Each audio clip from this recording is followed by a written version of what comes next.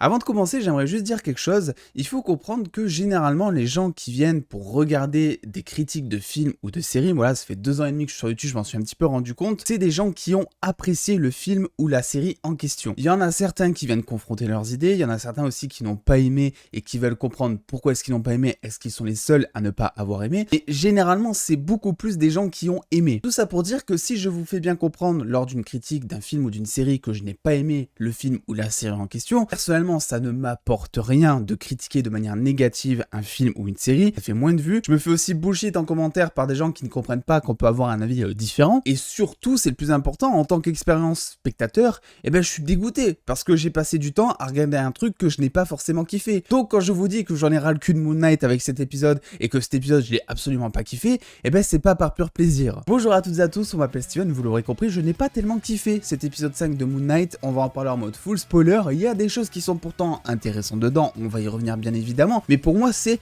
absolument pas, premièrement, un épisode 5, et c'est ensuite pas un épisode de Moon Knight, ce qui est assez problématique, puisque ça, on en parle depuis maintenant l'épisode 1, etc. Et là, j'en ai marre, j'avais eu des espoirs avec l'épisode 4, là, je l'avais qualifié de masterclass, je l'avais adoré, c'était absolument tout ce que je voulais voir dans Moon Knight, ou presque, et là, on tire sur la corde, on nous présente rien, on sait qu'il y a des choses qui arrivent depuis l'épisode 1, on ne les a toujours pas. Bref, on va en parler. N'hésitez pas à me donner votre avis en commentaire avec le plus grand des respects qui soit. Si vous n'êtes pas d'accord avec moi, il n'y a aucun souci, mais s'il vous plaît, respectez les avis différents. C'est la base quand on veut faire de la critique. Sinon, c'est parti, on se charge de parler de Moon Knight encore une fois.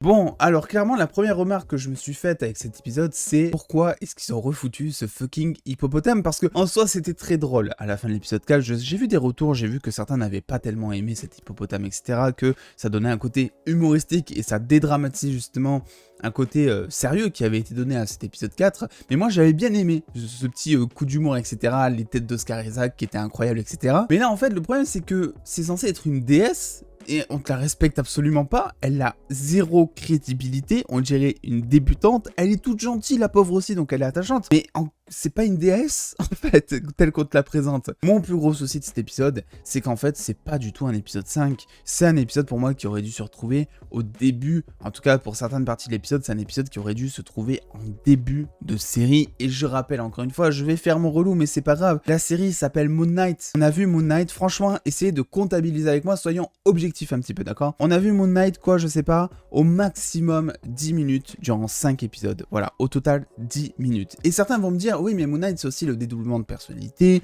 c'est aussi Steven Grant, c'est aussi Jake Loki, voilà, la troisième personnalité que l'on attend maintenant depuis l'épisode 2, qui n'est toujours pas là, mais ce n'est pas grave. Mais en fait, moi, tel que je vois les choses, c'est comme si je vous servais un film Spider-Man et que durant, franchement, 98% du film, on voyait que Peter Parker. Oui, Peter Parker, c'est Spider-Man, oui, c'est le personnage et oui, il doit être présent, mais au bout d'un moment, il faut aussi équilibrer la balance justement, hein, sans mauvais jeu de mots, et là, c'est absolument pas le cas. Moon Knight, j'ai l'impression qu'ils te le mettent dans chaque épisode juste pour te dire qu'il existe, juste pour essayer de justifier le titre de la série, mais en fait, il n'est pas là et on s'en fout de Moon Knight alors que c'est un héros, mais tellement charismatique et tellement incroyable. Et je pense aussi avec cet épisode que j'ai été victime, comme toujours, de la surcommunication de Marvel Studios pour survendre un petit peu ses films et ses séries, etc.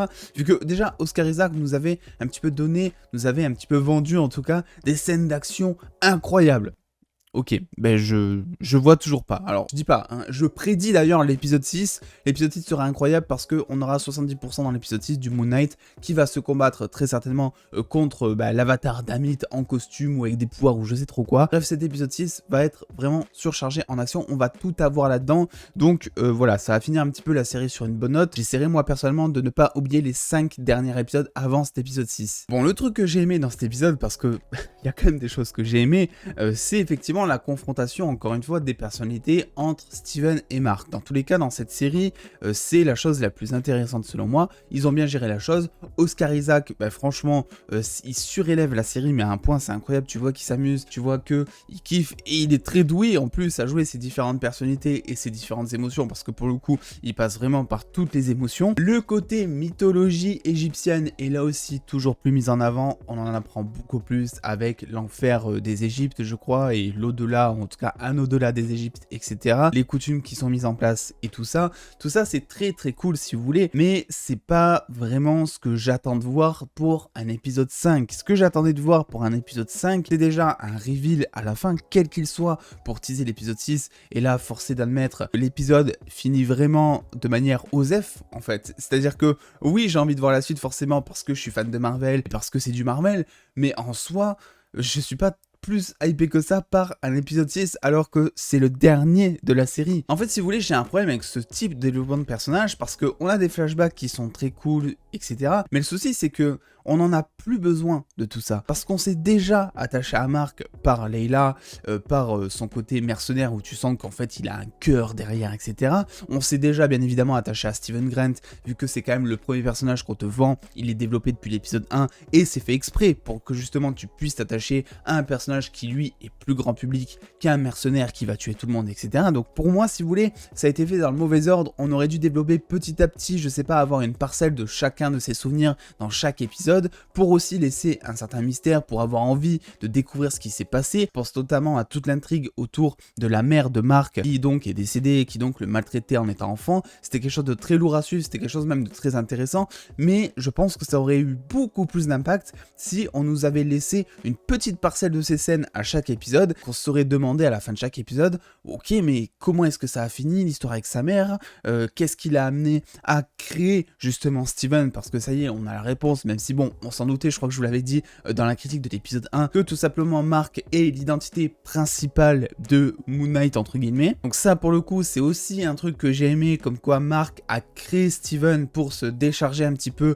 de ses angoisses, de ses stress, de ses peurs, etc. Donc là-dessus, ce qui peut être intéressant ensuite, ça va être de voir comment et pourquoi est-ce qu'il a créé Jake, dans quel but et pour quel besoin. Parce que Jake, si je me rappelle bien, c'est un personnage assez violent, sauf que Mark est aussi violent, donc c'est peut-être, je sais pas, pour commettre des crimes sans avoir une espèce de culpabilité derrière et tout, vu que, par exemple, Mark dit que chaque victime, en tout cas chaque mort qu'il a fait, chaque vie qu'il a enlevée, il s'en rappelle et il aurait préféré même mourir plutôt que de continuer avec Khonshu, qu'il a donc appelé d'ailleurs une malédiction dans cet épisode. Et en fait, je pense que le premier souci aussi de cet épisode, c'est que t'arrives pas à capter directement les enjeux. Dans le sens où, dans l'épisode 4, les enjeux, on les connaissait très bien. Je vous en avais parlé. Il y a par exemple Mark qui est debout devant la tombe. Tu sais à ce moment-là que Khonshu n'est plus disponible, donc tu sais qu'il ne peut pas se transformer en Moon Knight et régler tout simplement le problème face à tous les mercenaires qui le menaçaient d'une arme. Là, t'avais des enjeux qui étaient concrets, qui étaient explicables, on va dire, et tu sentais vraiment le personnage en danger et ça crée des enjeux. C'est vrai que dans cet épisode, j'ai eu du mal personnellement à les capter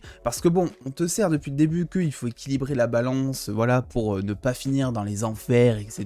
Il y a aucun souci, sauf que tu sais pas réellement comment ça fonctionne. T'as l'impression que des fois la balance elle est équilibrée, on te dit qu'elle ne l'est pas en fait. Tu te doutes qu'il faut que chacun se livre à l'autre, sauf qu'en fait la plupart du temps c'est Mark qui se livre à Steven, et Steven, je veux dire, a aussi des choses peut-être à se reprocher. C'est pas parce que c'est l'identité secondaire que lui il n'a rien à dévoiler. Là c'est pas un point négatif pour le coup parce que c'est aussi le personnage avec le moins de développement, c'est lui qu'on connaît le moins, donc c'est plutôt cool. Ce que je veux dire, c'est que vu que tu sais pas réellement comment fonctionne l'équilibre de cette balance, t'arrives pas à capter les enjeux, et je trouve que c'est dommage. Et je veux aussi me faire très certainement des ennemis avec ça, mais je trouve que les effets spéciaux, notamment en Égypte, au moment où il voyage en bateau, ça fait beaucoup trop studio, vraiment. Les fonds bleus, les fonds verts, etc. Là, du coup, j'arrive pas à rentrer dans le truc, en fait. C'est-à-dire que tu vois que c'est pas réaliste, et moi, ça me pose vraiment un souci. J'ai l'impression qu'il y a un éclairage qui est bizarre, les personnages se fondent pas dans le décor, enfin, voilà, j'arrive pas à rentrer dans la scène. Et vraiment, toutes les scènes où il découvre que sa mère le bat,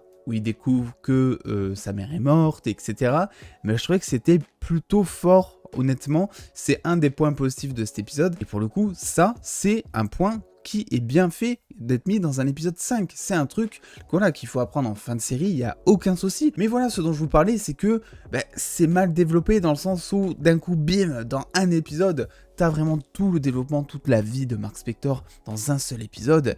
Et c'est très cool, mais il en manque dans les précédents. Pareil d'ailleurs pour le jeu avec le Dr Harrow, moi c'est un truc que j'adore parce que à chaque fois qu'il parle, tu sais pas vraiment si c'est un jeu qu'il joue justement ou si c'est dans la tête de Mark ou de Steven. Bon, on nous fait clairement comprendre et on le sait que c'est dans leur tête, qu'ils sont sur le point de mourir s'ils font pas grand chose et tout, mais quand bien même tu sais que lui c'est un énorme manipulateur de base et tu peux très vite te dire qu'en fait tout ça, je sais pas, il le fait exprès, qu'il a soit lancé, je sais pas, une espèce de sort avec ses pouvoirs, soit il a tout simplement drogué les deux pour essayer de les manipuler, pour les amener dans un sens qu'on ne connaît pas encore. Ce que je veux dire, il est très patient, il est aussi en même temps très intrusif dans la vie de Mark comme de Steven, et j'aime bien parce que depuis l'épisode 4, on joue avec cette nuance, on joue avec le fait que finalement on comprend pas tellement à 300% ce qui se passe, même si dans cet épisode on a la réponse, mais je sais pas, t'as quand même envie de te dire ouais, le Dr Harrow finalement il joue avec la tête de Steven et de Mark. On verra, peut-être qu'on aura une espèce de reveal à l'épisode 6, même si au final je pense que ce qui va se passer c'est que Layla va libérer Khonshu, ça va changer totalement la donne. Bref, écoutez, je suis désolé pour ceux qui ont adoré cet épisode, je suis désolé que vous ayez regardé cette critique, peut-être que vous n'êtes pas d'accord avec moi, mais voilà, personnellement, cette série